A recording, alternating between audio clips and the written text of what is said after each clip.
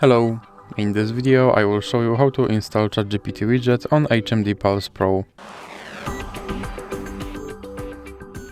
So you have to start by opening your Google Play Store, then click on search bar and type in Wally AI and click search, then click install. Now you can click open. And now click got it, and then click this button to skip introduction, then click not now and click open permissions. Then select AI assistant and click here to allow this app to display over other apps, and click back. Click back again.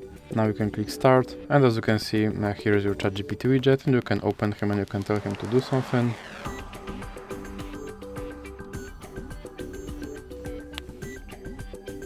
And as you can see, he responded. And if you want to remove him from your screen, simply drag him into the X icon in the middle.